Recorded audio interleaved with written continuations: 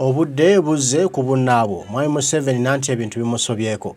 Gavumenti ye erabika egenderera bannamawulire bamuzize. Baganye okuddamu kavalinga emikolo gye ko n'egya gavumenti ye nga bagamba nti yavuddeyo n'ababoola bwe yalagidde bwe yawadde ekiragiro nti gavumenti ye gyakulembera nga ye Mwami Museveni tagenda kuddamu kukkiriza kitongole kya gavumenti kyonna kuddamu kulanga eggulire oba okuddamu okulanga ekirango kyonna n'emikutu gy'amawulire egy'obwannannyini. Era agamba kampuni ebitongole bya gavumenti birina kulanga na mikutu gya gavumenti egya byempuliziganya omuli TV ya gavumenti eya UBC Vision Group omuli radio za gavumenti za UBC ne Vision Group nga byokka birina okulanga bikabye birina okulangibwako amawulire oba emirimu gya gavumenti gye yeetaaga okutegeeza bannayuganda nga emikutu gy'amawulire egy'obwannannyini tegikyakkirizibwa tegirina lukusa lwonna kuddamu kulanga mikolo gya Mwami Museveni oba Mwami Museveni beetaaga okutegeeza bannansi ng'agamba nti emikutu gino tegirina mulamwa oba tegirina value gye gigatta ku byebyo abayagala. N'olwekyo bannamawulire olwaleero basazeewo ne bassa kimu nga nkuyege ne bazira emikolo gya Mwami Museveni ne bategeeza tebagenda kuddamu ku broadcasting mikolo gya Mwami Museveni gyonna gy'anaabaako wonna mu ggwanga era nti n'ebigendererwa bya gavumenti oba n'emirimu gya gavumenti tebagenda kuddamu kugyogerako wonna ku mikutu gyabwe nga bo bannamawulire ab'emikutu egy'obwannannyini nga bagamba nti singa gavumenti tebateeke mu nsimbi bo nga bannamawulire b'emikutu gy'obwannamawulire olwo ate abaana abasaka amawulire banaabasasuza ki zo kampuni zino zinaatambula zitya nga gavumenti teziteeka mu nsimbi ate nno bassiza kimu nga nkuyege teri ggulire lya gavumenti nalimu ligenda kuddamu kuyita ku mikutu gy'amawulire egy'obwannannyini.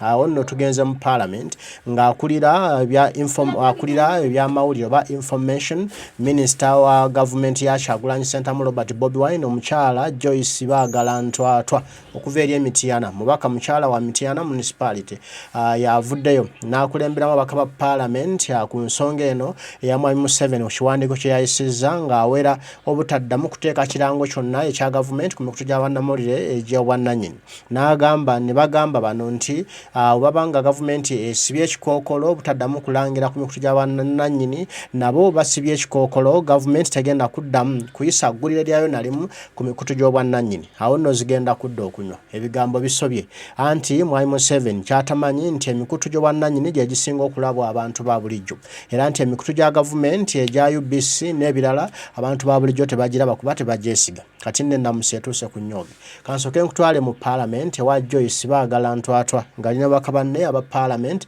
batugambe ebigambo lwaki basalawo okuwera amawulire ga Mwami Museveni ku TV ez'obwannannyini nga naye bwe yaweza ebirango bya gavumenti ku TV ez'obwannannyini. Ayabas Joyce.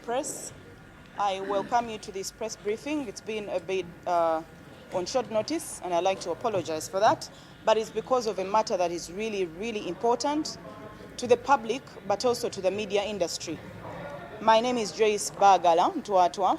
I am the Shadow Minister for Information and Anti-Corruption, and I'm flanked by a number of members of Parliament, all of us on the opposition, and we are going to address you regarding that directive by the President on UBC having monopoly of government advertising. We have a statement that I'm going to read, and then my colleagues are going to make further comments. So on March 6th of 2023, General Museveni, in a letter to the Prime Minister, the Right Honourable B, undertaken through the Uganda Broadcasting Corporation, which is UBC. The same letter also communicated, written by the manager of UBC. While this is a welcome move as far as capitalizing the public, but we think that the directive poses a threat to the principles of a liberalized economy, freedom of expression, and fair competition, and therefore creating a monopoly.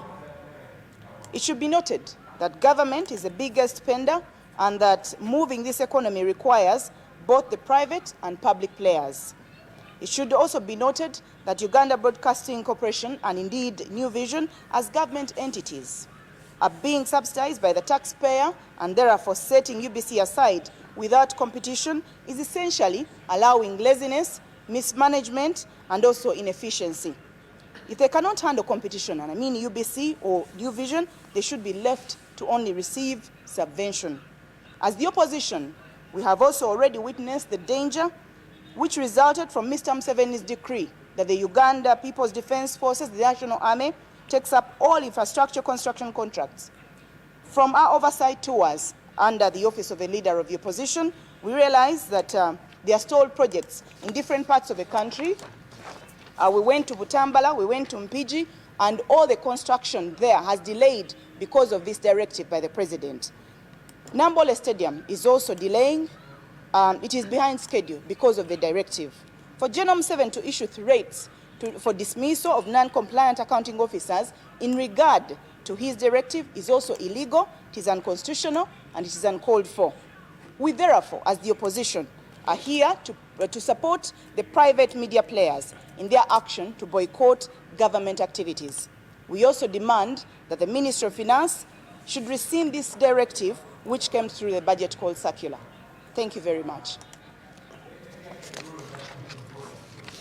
So I would like for my colleagues to make comments about that, but for also you media people to understand that when it comes to media players, the private sector, the private media players, I think employ more Ugandans than government, and government should put this into consideration. So we shall start from the Honourable Fortunate Dantongo, who is our Shadow Minister for Gender, and then the rest of the colleagues also make comments in regard to the directive and what we think as the opposition.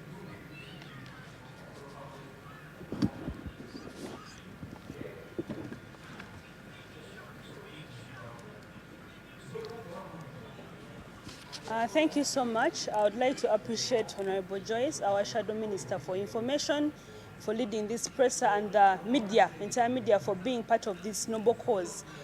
What we are addressing today is a matter of constitutionalism. The Constitution and the law in general does not allow for discrimination. What the President is issuing is a directive that is cornering on discrimination in the business sector. The media personalities and the people who work in the media, they are all Ugandans who contribute to the tax base, who have a right to benefit from the work that they do. So for the President to come up and issue a directive and discriminate between media platforms that have been serving the country and actually do serve the entire country without segregation is unconstitutional, it's uncalled for, and the President needs to rethink the way he is handling the country, the way he is handling business, and ensure that all Ugandans, all business players are well catered for, are well addressed when it comes to business and how the government deals with Ugandans while operating business. Thank you, Fortunate. Yeah, we have been following very closely what the President stated and his directives. I would like to say His Excellency the President is touring a very dangerous direction. The war President Yoweri Museveni is waging on the media fraternity is very dangerous to him and for his future politics in Uganda. You know, Uganda has adopted the liberal economy. And right now, each and every individual is free to practice and to start the television stations, radio stations, whether print, everything is quite free in this country. But the way His Excellency is moving, I think, is touring a very dangerous directions.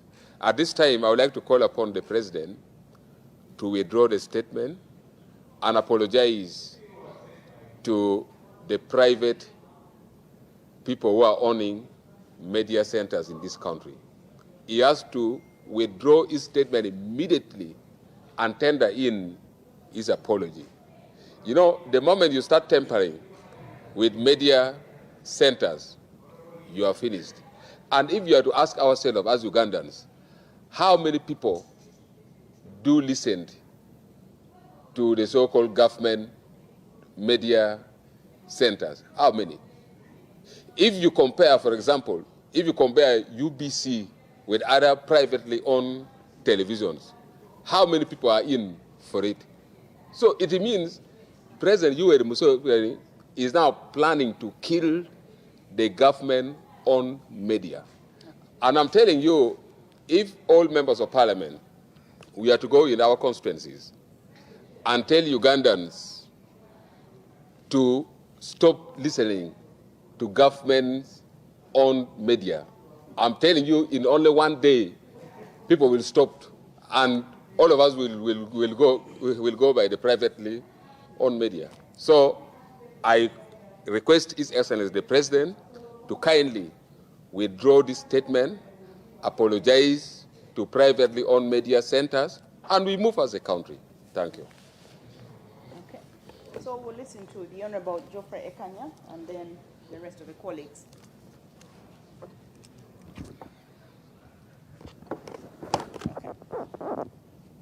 Yeah.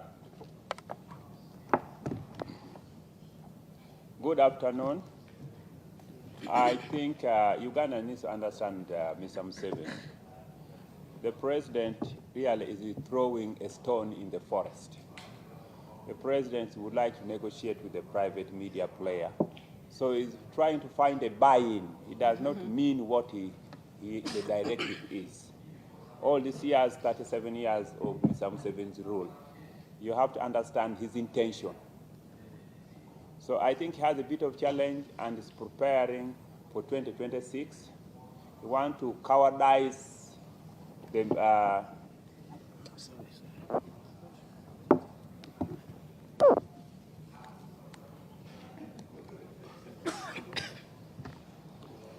I was indicating that Mr. Museveni would like to negotiate with the media. He's facing already a threat for 2026. He wants to have a buy-in with the private media player. He wants some of them to collapse so that they are bought off by state agents, and thereafter so that they become the mouthpiece of collaborators of the state. True. We need to look at this directive in a much wider perspective. And those are the perspective. Media houses collapse. They are bought by private state operatives so that they become state agents. But also preparing for 2026. 3, this is part of his program of state capture. So that once the private media is under control, then many things will take place. But Ugandans and foreigners must be worried, because if it's indeed true, it is the reverse of economic development policy, which was adopted in 1990 of liberal economy. And this does not only affect the media houses, it affects the entire procurement in government. That means all international procurement must now be handled by government. In other words, it is similar to expulsion of the Indians done by the then President Idi Amin. Very simple, because if you say the media houses cannot benefit from government advertisement, that means that no private player can construct a road, can build a hospital, can provide services to government consultancy. What Mr. Museveni should do in order to indignize this economy is to say that for any foreign contractor to secure a contract in Uganda, the Ugandans must have 70% shares in those companies, and then foreigners will have 25%. But as of now, we provide 4 trillion shilling in UNRWA. 90% of that money is externalized. We put money in the health sector, the consultancy is by people from abroad. So why look at the media houses that is fully indigenous media houses? So we want to condemn this, and I want to assure Ugandans that this directive will be withdrawn very soon, because it is illegal, it's unconstitutional, and it's unattainable. I can assure you, the beneficiary of media houses is Mr. Museveni. Yeah. By the way, just boycott his media address and government program within 1 month. He will come to the to negotiate. Thank you. Okay. So let's have the Honorable Alan. Mayanja Alan, Member of Parliament.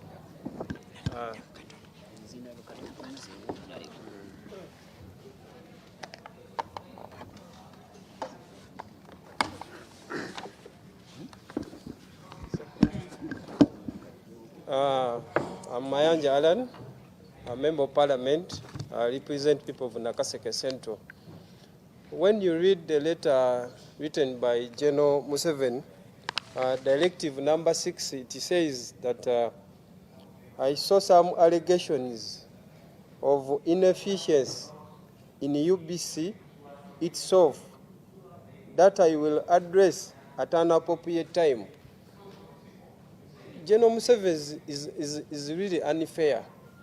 Before settling those allegations of inefficiency in UBC, and then surprisingly comes out with such directives. And on top of that, this is a liberalized economy. You can't come out with such directives in a liberalized economy.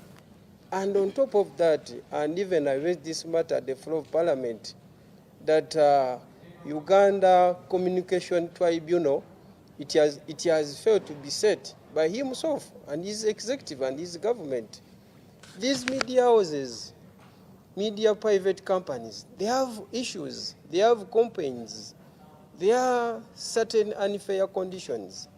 But even the Uganda Communication Tribunal, it failed to be implemented. And even in the Act, it's supposed to be there. Under Uganda Communication Act, it talks about a tribunal to be set. But he himself failed this tribunal to be set. So meaning the private company, the media houses, they are suffering, they are suffocating. So such directives, they are really, really unfair, and I call upon General Museveni to withdraw this statement, because it is even tarnishing the media fraternity. That is my concern. Thank you. Thank you so much. Tweyanziza kati kugenda mu Luganda era Honorable Bashir ajja kwogera mu Luganda. Mbadde njagala nsooke bakyusize then amale akole comments ze naye n'abalala okujja ku Honorable Olanya yatajja kola comments ze Luganda. Mpozi olukyoli. Ssebo ne bannyabo tubayise wano. Nze nga minisita ku ludda luno avunaanyizibwa ku by'amawulire nina ennaku naye n'obusungu n'okunyolwa olw'ekiragiro kya Mwami Museveni ng'ategeezanga ate nga kyafulumye Ministry of Finance yakifulumizza mu nteekateeka y'okussa mu nkola embalirira eya gavumenti oba budget call circular nga ekiragiro kino mwekiri ekisooka nti UBC olw'emigozoobano oba ebbula ly'ensimbi eweebwenga biliyoni 30 buli mwaka gwa byansimbi naye ekisingirako ddala kyekino ekyokugamba nti UBC nga ekitongole ky'amawulire ekya gavumenti efunenga ebirango bya gavumenti nga kino kisaawa ebitongole eby'amawulire eby'obwannannyini kyokka nga bw'obeera otunudde ebitongole by'amawulire eby'obwannannyini mu Uganda bye bisinga okuweereza bannayuganda bye bisingamu okuwa emirimu ate n'emisolo gye biwa misolo giri waggulu nnyo. Kakati Mwami Museveni bw'avaayo na kino ekiragiro ekisooka kimenya mateeka kimenya ssemateeka kiri bweru w'amateeka ate tekyetaagisa. Bw'omala okutegeeza nti ebyenfuna bya Uganda biri liberalized buli omu wa ddembe okubyetabamu kitegeeza nti buli omu muwa omukisa yeetabe mu byenfuna ebyo.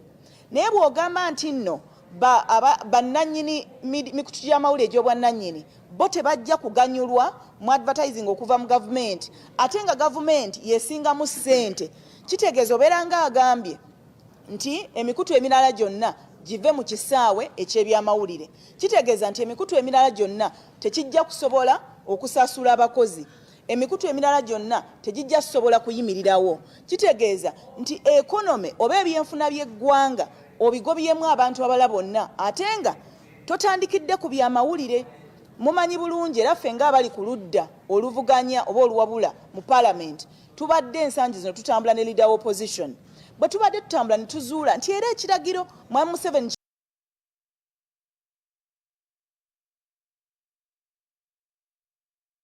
ekisooka kimenya mateeka kimenya ssemateeka kiri bweru w'amateeka ate tekyetaagisa. bw'omala okutegeeza nti ebyenfuna bya Uganda biri liberalized buli omu wa ddembe okubyetabamu kitegeeza nti buli omu muwa omukisa yeetabe mu byenfuna ebyo naye bw'ogamba nti nno bannannyini mikutu gy'amawulire egy'obwannannyini bo tebajja kuganyulwa mu advertising okuva mu gavumenti ate nga gavumenti yeesingamu ssente kitegeeza obeera ng'agambye nti emikutu emirala gyonna give mu kisaawe eky'ebyamawulire kitegeeza nti emikutu emirala gyonna tekijja kusobola okusasula abakozi emikutu emirala gyonna tegijja kusobola kuyimirirawo kitegeeza nti ekonome oba ebyenfuna by'eggwanga obigobyemu abantu abala bonna ate nga totandikidde ku byamawulire mumanyi bulungi era ffe ng'abali ku ludda oluvuganya oba oluwabula mu parliament tubadde ensangi zino tutambula ne leader opposition bwe tubadde tutambula ne tuzuula nti era ekiragiro mwami Museveni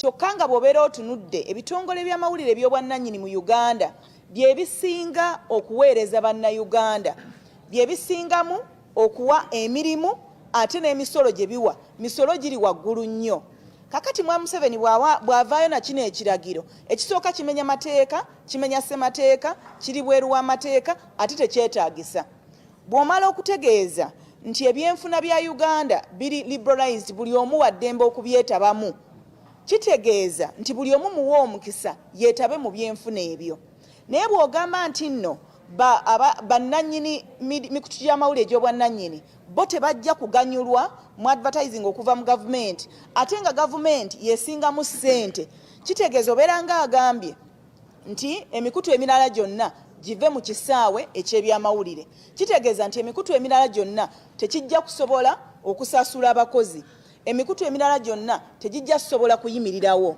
kitegeeza nti ekonome oba ebyenfuna by'eggwanga obigobyemu abantu abala bonna ate nga totandikidde ku byamawulire mumanyi bulungi era ffe ng'abali ku ludda oluvuganya oba oluwabula mu parliament tubadde ensangi zino tutambula ne leader opposition bwe tubadde tutambula ne tuzuula nti era ekiragiro mwami Museveni kye yawa nti amagye ga UPDF gaweebwe contract okuzimba malwaliro masomero n'ebirala twesanze nga projects ezo era nnyingi ku zo ziruddewo nnyo zigaŋŋanamye twagenda Empigi twagenda Butambala bw'otunala ekisaawe ky'e Namboole mwami Museveni alinga ali ku kagenderere ak'okusuula eggwanga lino kubanga eri yonna bw'amalirizzaayo naga nti aha kanje kuba amawulire bw'amaze obbakuba embooko n'alaba nti obbakuba tekubalemesa kukola naga nti ekigenda okubalemesa kanyiga eppeesa lya ssente tulowooza nti ekintu kino tekisaanidde kibi nnyo kya bukumpanya kya bulyazaamaanya era kya bukenuzi okuva eri mwami Museveni ne banne baakola nabo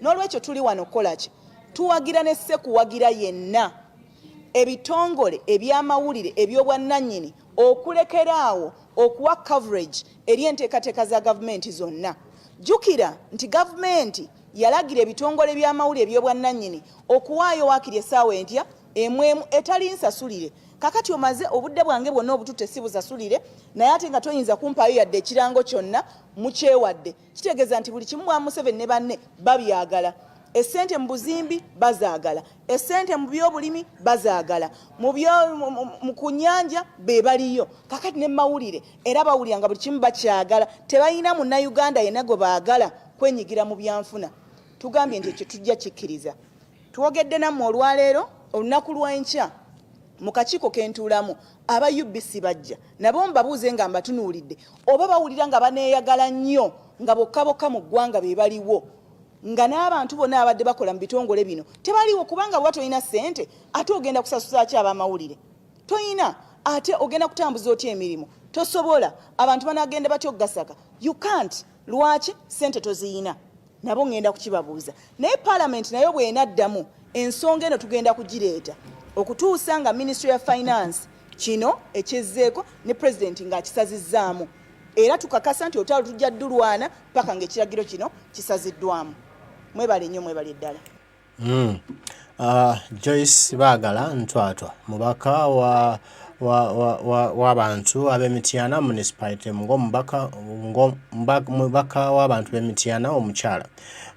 Ensonga zaaliko nti ye minister omubezi ye shadow minister ow'ekisiikirize mu gavumenti ya Kyagulanyi Ssentamu Robert Bobwananyini mu parliament.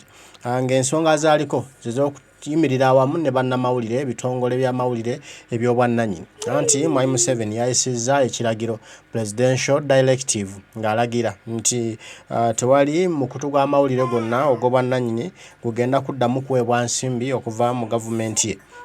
Ebirango byonna ebya gavumenti tebigenda kuddamu kuweebwa mikutu gy'amawulire egy'obwannannyini. Ng'ebirango bya gavumenti byonna birina kubanga biyisibwa ku mikutu gy'amawulire egya gavumenti era nga gyokka gye girina okuweebwa ensimbi mu birango bino. Nga ggwe ow'omukutu gw'obwannannyini ebirango bya Mwai Museveni oba ebya gavumenti olina birangira bwereere. Oba munfuna kyekiragiro kya Mwai Museveni mu ab'obwannannyini ebirango bya Mwai Museveni oba ebya gavumenti ye mulina kubirangira bwereere ate zo TV oba media eza gavumenti zo ziweebwayo akasente ak'okubiranga. Ate on top of that mulina okuba nti muwayo essaawa nnamba nga mukola bintu bya gavumenti ya Mwai Museveni watali budde bwonna busasulire. Kati Joice Bagala Ntwatwa wamu ne bannamawulire ab'emikutu egya bwannannyini bagamba nti ogenda kusasula otya abaana abasaka amawulire, ogenda kusasula otya bannamawulire abakozi abakola ku TV abakola ku radio abakola ku mikutu egy'enjawulo bw'obanga toyina ssente gy'ojja, toyina funding, toyina source gy'ojja nsimbi zikola mirimu. Kati ate abaana abo ogenda kubakola otya, ogenda kubasasuza ki? Nga kye baagala nti Mwai Museveni emikutu gy'amawulire egy'obwannannyini gyagireke gisasulwe oba girange ebirango bya gavumenti nga waliwo akasimbi akaweereddwayo so si kubirangira bwereere. Kati nno olwaleero twayiseeko ku media center wano mu Kampala nga abannamawulire oba emikutu gy'amawulire egy'obwannannyini zigizize olukiiko lwa gavumenti luno ku media center era wabaddeyo UBC yokka kamere embwete yebaddeyo ku media center nga bali ku kimu nti nno bo bakooye ejjogo bakooye okuyisibwamu amaaso nga bannamawulire nti bayambye nnyo gavumenti ya Mwai Museveni okulaba nga ekola ebintu byayo oba ekola emirimu gyayo, naye ate gavumenti ya Mwai Museveni etandise ate kwefuula ninja mu kintu kino nga temanyi bugubi b'amawulire bwe bayitamu okukuŋŋaanya amawulire ago n'okugatuusa eri abo abantu ba bulijjo ne bategeera biki ebigenda maaso mu ggwanga. Kati nga baagala Mwai Museveni azuukuke aveeyo mu comfort zone gy'ali amanye ebizibu by'amawulire, amanye bannamawulire emirimu bagikola batya, amanye biki ebyetaagisa bannamawulire okukola emirimu egyo era nga ab'amawulire abo balina okuba nga nabo baweebwa ekitiibwa n'akasimbi. Bwekitiibwa ekibadde wali ku media center nga bannamawulire bazize olukuŋŋaana lwa gavumenti ku media center okubaako gavumenti byeyogera eri bannamawulire. Waddeyo kamera yiyo ya UBC yokka abalala babiganye bagambya tugenda kubijjamu, tugenda kubaayo kubanga mwaganye temwali kuddamu kulanga naffe. Ate lwaki amawulire gammwe togakola? Nedda, bwe muba temwagala kulanga naffe situwagala mawulire gammwe. Kino kikosaani at the end of the day Mwai Museveni yalumwa yakosebwa so si media companies.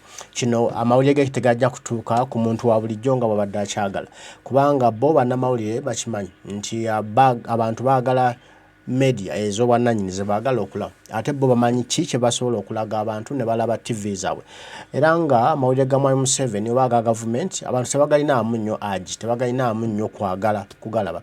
Abantu bagabawa ne balaba bamu ne batalaba era bamu nga tebibakwata nako tebalina kye beetaaga. N'olwekyo Mwai Museveni ekyokuteekawo etteeka nti ebirango bya gavumenti byonna birina kuyita ku TV oba radio za gavumenti zokka ze zina okusasulwa yandibanga yeekulidde akabazi kugulu kubanga bannamawulire tebagenda kubikkiriza era bagamba balayidde ti bo bagenda mu maaso ne boycott yabwe gye batandise olwaleero bagenda kuzirira ddala emikolo gya Mwai Museveni. Kati nno kimutuulemu akiwulire nti nno bannamawulire balina omugaso era balina ekibagatta ettafaali ddene lye bagatta ku bukulembeze bwe era okwongera okumanyisa Mwai Museveni nti waliwo ensonga lwaki journalism oba media eyitibwa false estate nti tekyajja buzi tekyagwa bugwi wabula omulimu gwe bakola ogugatta oba ogutambuza emirimu gya gavumenti y'ensonga lwaki yayitibwa fourth estate mu governance. Kati Mwami Museveni kinayagala kisangulawo okukijjawo okukidibya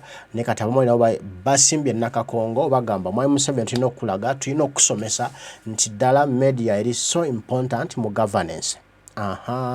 Lunaggwerawa kyani kya mawulire kyani kya Mwami Museveni lunaggwa lutya nze naawe ffe weetuli tujja kuba tubikugamba tujja kuba tubikuwa otambule n'okumanya otambule n'okutegeera biki ebigenda maaso mu ggwanga Uganda. Bannamawulire beekyangidde ku Mwami Museveni kuba naye yabeekyangiddeko.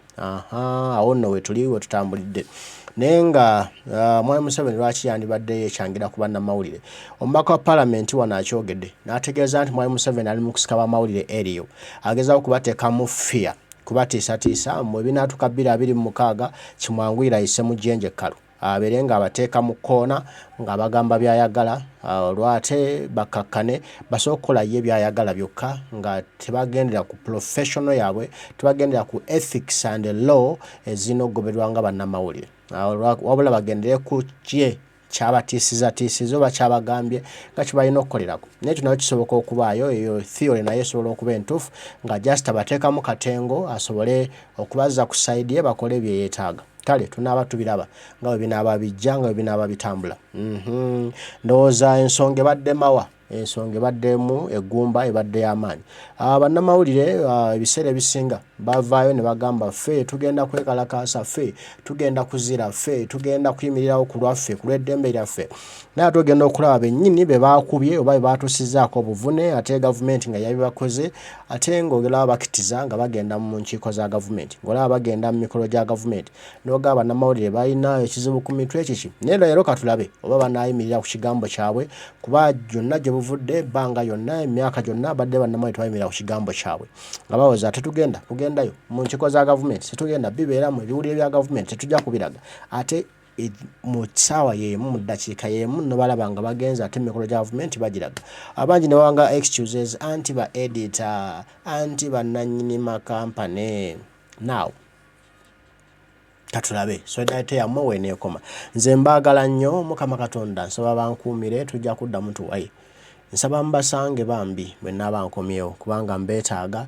muli baakabi nebaza nze kadde kokka ke mumpa ka muwendo nsiimira ddala mwebale kumpanga budde bwammwe kumpuliriza nze ani gwe muwuliriza nze ani gwe mulaba zinkuunye waabwe nsiima nnyo byonna bye mukola nyakaddata ke munteekamu okulaba bye mbawa mawulire gange muli ba muwendo muli wabadde nze mmwe kyabugagga kyange tewali kirala mbaagala nnyo era mbatendereza nja kubatenderezanga ebbanga lyonna kuba muli kya muwendo gye ndi mwenna abalabi bange basubscriber bange Omukama Katonda nsaba bankuumire mube balamu twegweko kadde kali